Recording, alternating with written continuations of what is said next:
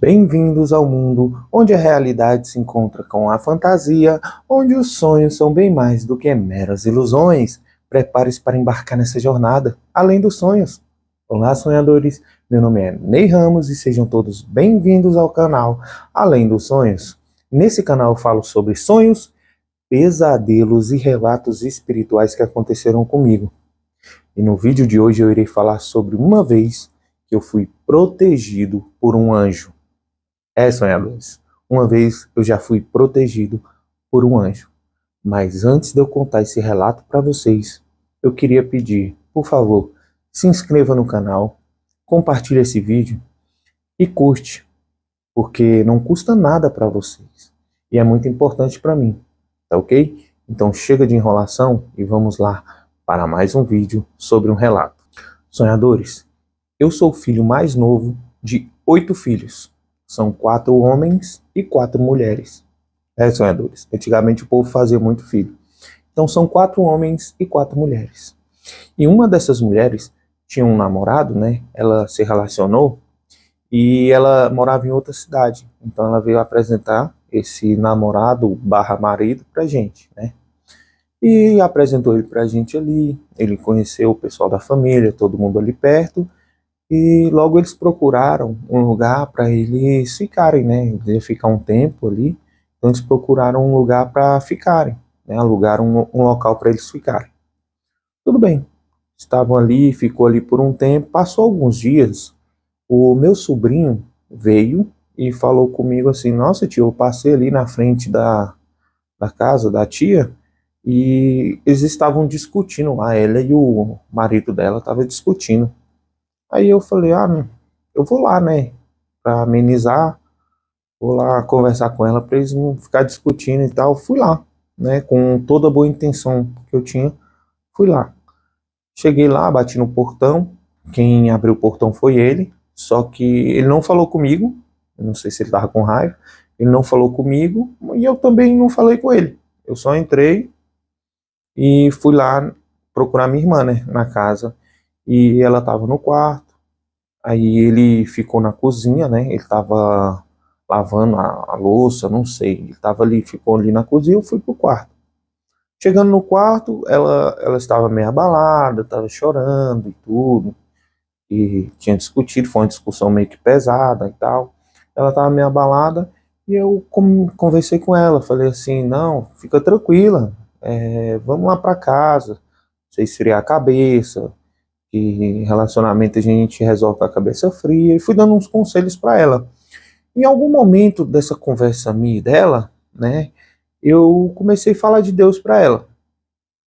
Eu falei de Deus, eu falei para ela se apegar com Deus, e fui falando, não me recordo muito bem o que eu falei para ela, mas eu falei muito de Deus para ela ali. Dentre uns 10 minutos eu conversando com ela, e ela desabando de chorar, né? Que ela, quando eu comecei a falar de Deus para ela, mais ela foi se emocionando e foi desabando de chorar. E tudo bem, passou uns 10 minutos eu ali, ela estava até arrumando as malas, sabe? Uma coisa assim, arrumando as malas para sair dali, tal. Eu conversei com ela, amenizei mais ela. E tudo bem, depois de eu conversar de Deus com ela, a gente saiu. Quando eu passei pela cozinha da casa, ele já não estava. Ele não estava na cozinha ali, não, eu passei pela sala, ele também não estava. E o portão estava aberto para eu entender que ele tinha saído, né? Depois desses 10 minutos que eu fiquei no quarto conversando com ela. Aí saí, ela foi lá para casa e ela ficou mais tranquila. Depois de um tempo, ela foi mais assim, de tarde, quase à noite, voltou para casa e eles se resolveram. Até aí tudo bem.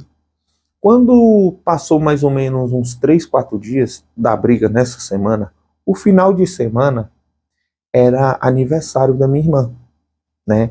Então, assim, o pessoal meio que organizou ali uma festa, colocaram jogo de luz, aquela ficou um negócio bem legal. Então, o pessoal começou a curtir ali. Ele que organizou a festa para ela, lá em casa, na garagem lá de casa. Ele organizou a festa, todo mundo curtiu, veio muita gente e tal. Foi uma festa muito legal, bacana. Depois que acabou essa festa, o pessoal começou a se despedir. Eu estava me despedindo do pessoal que estavam indo embora e tal. E ele me chamou meio de canto, né? Ele me chamou meio de canto e falou: Ney, vem cá, foi ali nessa festa assim que eu peguei mais intimidade com ele, conheci ele, soube de onde que ele era. Então assim, eu peguei mais intimidade com ele nessa festa. Então ele chegou e me chamou e falou: Ney, vem cá. Eu fui lá conversar com ele. Ele disse: Ney, eu não deveria nem estar falando isso pra você, mas eu quero falar. Aí eu falei: ué, achei estranho, né? Ele começar falando isso do nada. Eu falei: ué, mas pode falar, o que que foi? Aí ele disse: Ney, você lembra aquele dia que você foi lá em casa e eu tava discutindo com a sua irmã? Eu falei: lembro. Essa semana aí, né, ainda.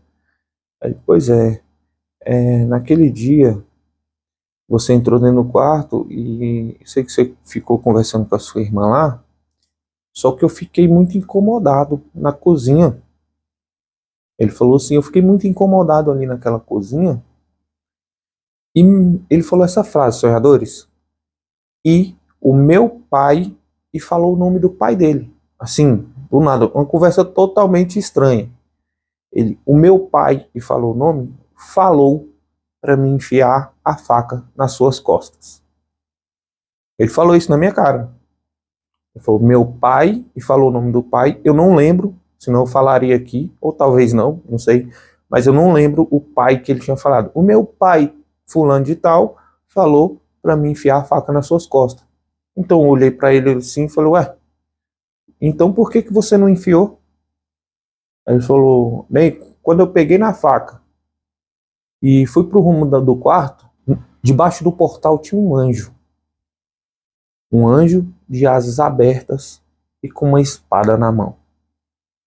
Senadores, eu chego a arrepio quando eu lembro, quando ele falou isso para mim na minha cara. Falou: tinha um anjo de asas abertas com uma espada na mão. E quando eu olhei aquele anjo, debaixo daquele portal daquela porta, eu soltei a faca na pia da cozinha e saí de casa. Então, quando ele me disse isso, foi um baque assim, muito grande. Ah, quando ele terminou de falar isso, que tinha um anjo ali na porta, eu falei assim: para você ver, quem me protege nunca dorme. Falei essa palavra, essa frase, quem me protege nunca dorme. E ele, o engraçado que não é só você que ele protege uma outra irmã sua. E quando ele falou isso, automaticamente eu me lembrei da irmã que ele protege, sabe? E essa irmã que ele protege, ela não estava na igreja, ela não estava ali no caminho de Deus, ela veio, né, depois a se converter, depois ela veio a estar no caminho de Deus, né? Mas ele falou exatamente isso para mim, ó. Ele te protege e protege uma irmã sua. Aí eu até falei o nome da irmã para ele, falei: a irmã fulana? Ele falou: sim, ele protege vocês dois. Então, eu larguei de mão ele ali, né? Eu fiquei meio emocionado em saber, né, que uma pessoa que eu nem conheço, assim, não tinha intimidade nenhuma, né, a gente não era conhecido, não tinha intimidade nenhuma, ele chegar e falar isso tão abertamente para mim, falar esse tipo de coisa abertamente para mim, e eu ter a certeza que isso aconteceu e foi real, né, e, sabe, eu senti aquela proteção de Deus, a cara, Deus realmente me protege, né? Deus realmente me protege. Realmente existem anjos da guarda protegendo a gente, né? Então, às vezes a gente se sente sozinho, às vezes, eu estou sozinho, às vezes a gente está dentro do nosso quarto, trancado ali. Eu sempre gostei de ficar só. Eu sempre gostei. Sozinho. Eu sempre gostei de ficar sozinho, não solitário. Eu nunca fui uma pessoa solitária, mas eu sempre gostei de estar sozinho, sabe? Eu sempre gostei de dar um tempo para mim. E eu saber que eu, quando estava sozinho, Deus estava comigo a todo momento, esse relato foi uma comprovação de que Deus nos protege o tempo todo. E às vezes você está sozinho ali dentro do seu quarto, às vezes você está com uma depressão, às vezes você está ali sem saber o que fazer, acontecendo algum problema na sua vida, e você acha que está sozinho. Só que você não está. o mundo espiritual, ele é mais real do que o mundo real. Isso eu posso falar para vocês assim com total certeza de que eu tenho de todos os acontecimentos que aconteceram comigo. Então isso eu posso falar para vocês. O mundo espiritual, ele é mais real e mais forte, sabe? E mais forte. Não é porque às vezes você acha que não tem acesso a ele que ele não seja forte. Ele é muito mais forte que o mundo real, sabe? Tudo que acontece no espiritual muda no mundo real.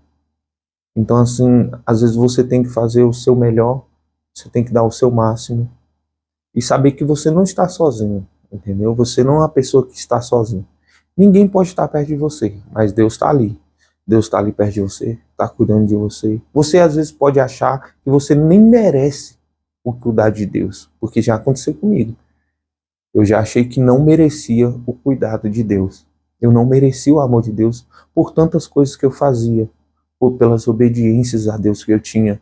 Então eu parava para pensar, né, a minha consciência e dizia, cara, eu não mereço o amor de Deus na minha vida, por tanta desobediência que eu tenho a Deus.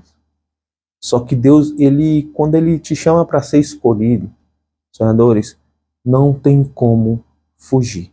Você tenta fugir, você tenta se esconder, mas tem alguma coisa aqui dentro. Alguma coisa dentro da sua mente que te incomoda o tempo todo. O nome disso na sua mente que te incomoda para colocar você no caminho de Deus chama-se Espírito Santo. Quem tem discernimento sabe o que eu estou falando aqui agora. Quem tem o discernimento de Deus sabe o que eu estou falando. O Espírito Santo, ele te incomoda com tudo de errado que você faz. Ele fica ali te martelando.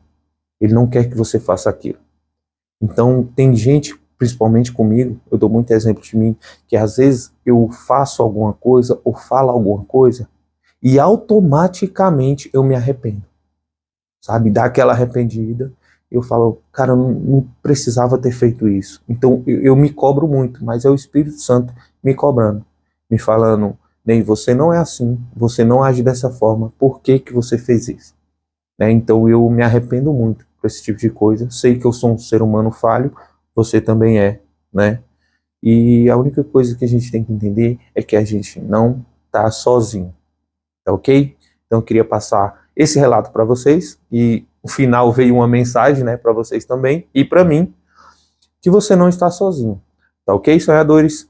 Então esse foi mais um relato, mais um vídeo para vocês e fiquem com Deus.